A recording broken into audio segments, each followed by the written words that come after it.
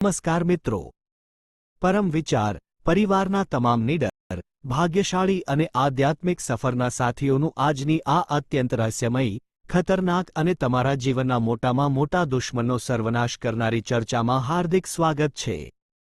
મિત્રો, આજ સુધી તમે નવરાત્રિ વિશે ઘણું સાંભળ્યું હશે, મંદિરોમાં જઈને પૂજાપાઠ કર્યા હશે અને આરતીઓ ગાઈ હશે। પરંતુ આજે હું તમને જે ચૈત્રી નવરાત્રિ વિશે જણાવવા જઈ રહ્યો છું તે કોઈ સામાન્ય તહેવાર કે ઉત્સવ નથી। તંત્રશાસ્ત્ર, અઘોર વિદ્યા અને કાળભૈરવના સિદ્ધ પ્રાચીન ગ્રંથોમાં ચૈત્રી નવરાત્રિને ગુપ્ત સિદ્ધિઓનો મહાકાળ કહેવામાં આવ્યો છે।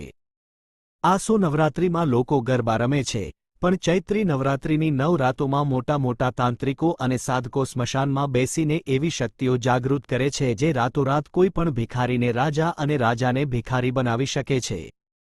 શાંતિથી એક જગ્યાએ બેસી જાઓ, તમારા ઘરના દરવાજા બંધ કરી દો અને મારી વાતને હૃદયના ઊંડાણથી સાંભળો। શું તમારા જીવનમાં ચારે બાજુથી અંધકાર છવાઈ ગયો છે?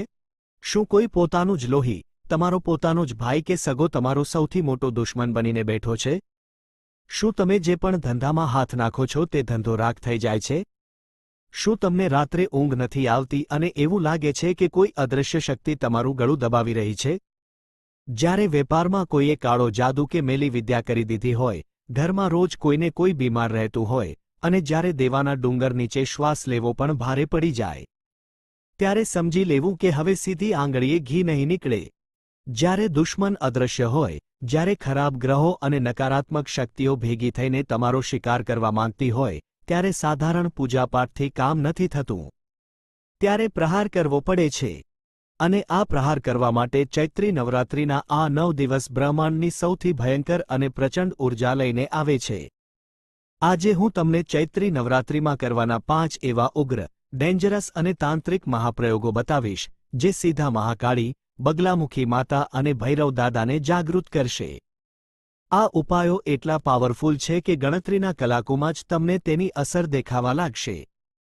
તો તમારા હૃદયને મજબૂત કરી લો અને ડાયરી પેન લઈને આ પ્રયોગો એકદમ ધ્યાનથી નોંધી લો। પહેલો અને સૌથી ખતરનાક મહાપ્રયોગ છે શત્રુનો સર્વનાશ અને મેલી વિદ્યાને કાપવા માટેનો કાળા મરી, લોખંડની ખીલી અને સરસવના તેલનો તાંત્રિક પ્રયોગ। મિત્રો, જો તમને ખાતરી છે કે કોઈ ચોક્કસ વ્યક્તિ તમારી પ્રગતિ જોઈને બળી રહ્યો છે અથવા કોઈએ તમારા ઘર કે ધંધા પર કાળી નજર નાખીને તેને બાંધી દીધો છે, તો ચૈત્રી નવરાત્રિના મંગળવારે અથવા શનિવારે રાત્રે બરાબર 12 વાગ્યે આ પ્રયોગ કરો। આ સમયે ઘરના બધા લોકો સૂઈ ગયા હોવા જોઈએ। લાલ કે કાળા કપડાં પહેરીને દક્ષિણ દિશા તરફ મુખ રાખીને બેસો। એક માટીના જૂના કોડિયામાં થોડું સરસવનું એટલે કે રાઈનું તેલ લો। તેમાં 21 આખા કાળા મરીના દાણા અને એક કાટ લાગેલી લોખંડની જૂની ખીલી નાખો। હવે આ કોડિયામાં રૂની વાટ બનાવીને તેને પ્રગટાવો। આ દીવાની જ્યોત સામે જોઈને ઓમ ક્રી કાલિકાએ નમઃ મંત્રનો 21 વાર ગુસ્સા અને પ્રચંડ ઊર્જા સાથે જાપ કરો। મનોમન માતા કાલીને પ્રાર્થના કરો કે જેણે પણ મારું ખરાબ કર્યું છે તેની વિદ્યા તેના પર જ પાછી પડે। દીવો શાંત થઈ જાય પછી બીજે દિવસે સવારે સૂર્યોદય પહેલાં એ કોડિયાને કોઈ સુમસાન જગ્યાએ કે 4 રસ્તા પર જઈને ખાડો ખોદીને દાટી આવો। દાટીને આવતી વખતે ભૂલથી પણ પાછળ વળીને જોતા નહીં। તમારી સામે ગમે તેવો મોટો તાંત્રિક કે દુશ્મન કેમ ન હોય, તે જ દિવસથી તેની પડતી શરૂ થઈ જશે। બીજો પ્રચંડ મહાપ્રયોગ છે પેઢીઓની ગરીબી, દરિદ્રતા અને ભયંકર દેવામુક્તિ માટે કાળી હળદર અને સિંદૂરનો ગુપ્ત પ્રયોગ। મિત્રો, હળદર તો પીળી હોય છે, પણ તંત્રશાસ્ત્રમાં કાળી હળદરને ધન આકર્ષિત કરવાનું સૌથી મોટું ચુંબક માનવામાં આવે છે। જો લાખો રૂપિયાનું દેવું થઈ ગયું છે, બેંકની નોટિસો આવી રહી છે અને મરવાના વિચારો આવવા લાગ્યા છે, તો નવરાત્રિની આઠમ એટલે કે દુર્ગાષ્ટમીની રાત્રે આ પ્રયોગ કરો। પૂજા ભંડારમાંથી સાચી કાળી હળદરની એક આખી ગાંઠ લઈ આવો। રાત્રે સ્નાન કરીને એક લાલ રેશમી કપડું પાથરો। તેના પર આ કાળી હળદર મૂકો। હવે હનુમાનજીના ચરણોમાંથી લાવેલું થોડું સિંદૂર ગંગાજળમાં પલાળીને તે હળદર પર તેનો લેપ કરો। તેની બાજુમાં 5 પીળી કોડી અને 5 કમળગટ્ટા મૂકો। આખી રાત આ સામગ્રીને માતાજીના મંદિરમાં જ રહેવા દો અને ઓમ ઐ હ્રીં ક્લીં ચામુંડાય વિચ્ચે મંત્રની એક માળા કરો। નવરાત્રિ પૂરી થાય એટલે દશેરાના દિવસે આ લાલ કપડાની પોટલી વાળીને તેને તમારી તિજોરીમાં જ્યાં તમે પૈસા રાખો છો ત્યાં એવી રીતે છુપાવીને મૂકો કે કોઈની નજર તેના પર ન પડે. માતા ભવાની અને ભૈરવના આશીર્વાદથી એવી કોઈ પરિસ્થિતિ ઊભી થશે, કોઈ એવો નવો રસ્તો ખુલશે કે તમારું તમામ દેવું ચમત્કારિક રીતે ચૂકવાઈ જશે અને તિજોરી ક્યારેય ખાલી નહીં રહે. ત્રીજો મહાપ્રયોગ છે અચાનક આવતી મોટી બીમારીઓ, અકસ્માત અને અકાળ મૃત્યુના ભયથી બચવા માટે પીળું લીંબુ અને લવિંગનો અઘોર પ્રયોગ. જો ઘરમાં કોઈ વ્યક્તિ લાંબા સમયથી પથારીવશ છે, રિપોર્ટ બધા નોર્મલ આવે છે પણ બીમારી મટતી નથી, અથવા વારંવાર નાના મોટા અકસ્માતો થાય છે, તો સમજી લેવું કે કોઈ કાળી છાયા ઘરમાં પ્રવેશી ચૂકી છે. નવરાત્રિના કોઈ પણ દિવસે સાંજે સંધ્યાકાળે એક મોટું, ડાઘ વગરનું પીળું લીંબુ લો. તેમાં 4 આખા ફૂલવાળા લવિંગ લીંબુની ચારેય દિશામાં પૂરી તાકાતથી ખોસી દો. હવે આ લીંબુને બીમાર વ્યક્તિના માથા પરથી ઊંધી દિશામાં એટલે કે એન્ટી ક્લોકવાઇઝ 21 વાર ઉતારી લો.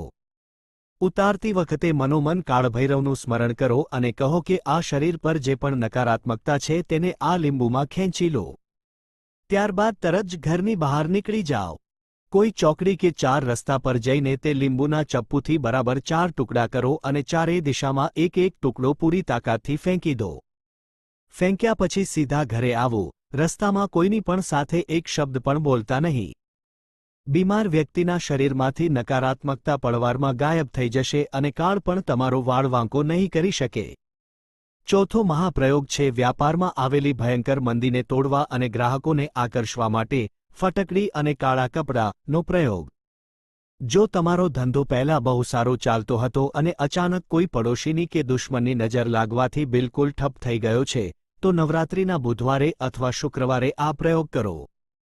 બજારમાંથી અડધો કિલો ફટકડીનો એક આખો મોટો કટકો લઈ આવો. તેને એકદમ કાળા સુતરાઉ કપડામાં બરાબર બાંધી દો. નવરાત્રિની 9મી તિથિએ સવારે તમારી દુકાન કે ફેક્ટરી ખોલતાની સાથે જ આ કાળા કપડાની પોટલીને તમારા મુખ્ય શટરની અંદરની બાજુએ બરાબર વચ્ચે લટકાવી દો. લટકાવતી વખતે માતા બગલામુખીનું ધ્યાન ધરો. ધંધામાં જે પણ નકારાત્મક ઉર્જા, નજર દોષ કે મેલી વિદ્યા કુંડળી મારીને બેઠી છે, આ ફટકડી ધીમે ધીમે તેને પોતાનામાં ખેંચી લેશે. દુકાનમાં આવતો દરેક ગ્રાહક તમારી તરફ આકર્ષાશે, વેપાર ફરીથી બમણી ઝડપે દોડવા લાગશે અને પૈસાનો પ્રવાહ એટલો વધશે કે તમે થાકી જશો.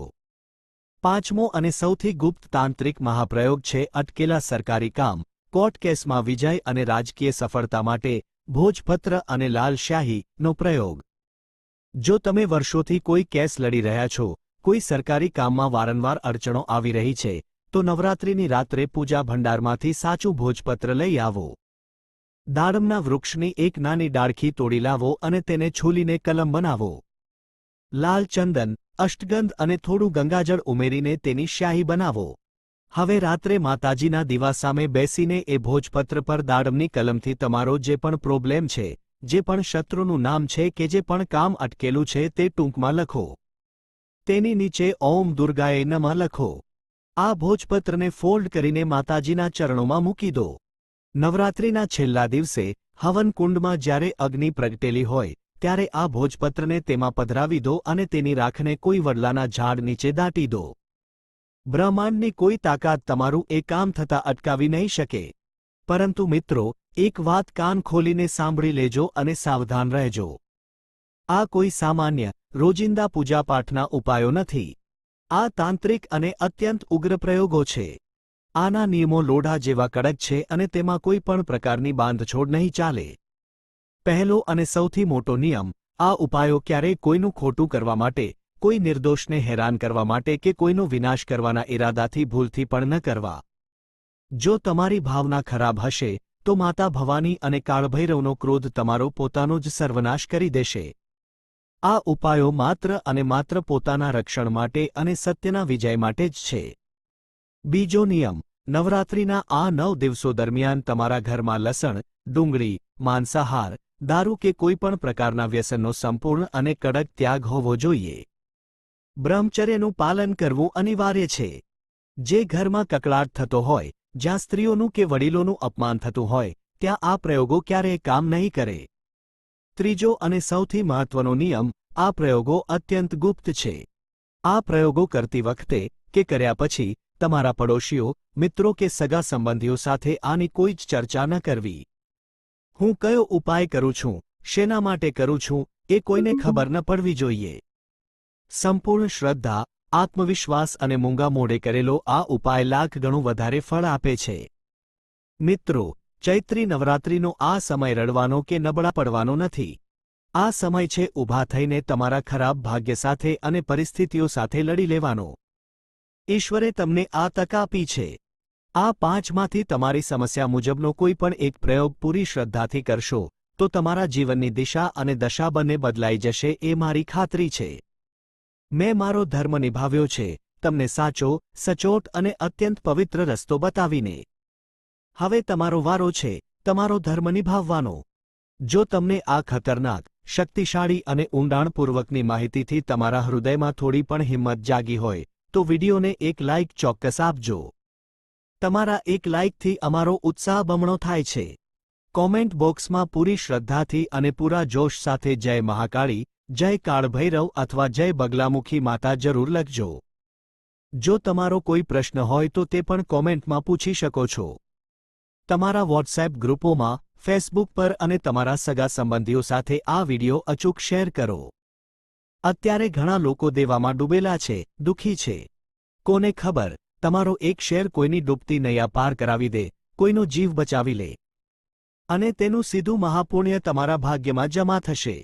આવા જ રૂંવાડા ઊભા કરી દે તેવા સાચા અને સીધા પરિણામ આપતા તાંત્રિક અને વાસ્તુ પ્રયોગો જાણવા માટે આપણી પોતાની અને તમારી સૌથી માનીતી ચેનલ પરમ વિચાર ને અત્યારે જ સબસ્ક્રાઇબ કરો અને બાજુમાં આપેલું બેલ આઇકન જરૂર દબાવો જેથી નવો વિડિયો સીધો તમારા સુધી પહોંચે. ફરી મળીશું એક નવા જ્ઞાન, એક પ્રચંડ ઊર્જા અને એક નવા ઉપાય સાથે. ત્યાં સુધી મહાકાળી તમારા શત્રુઓનો નાશ કરે, માતા દુર્ગા તમારા પરિવારની રક્ષા કરે અને તમારા ઘરમાં સુખ શાંતિનો વાસ થાય. જય માતા દી, જય ભવાની, હર હર મહાદેવ.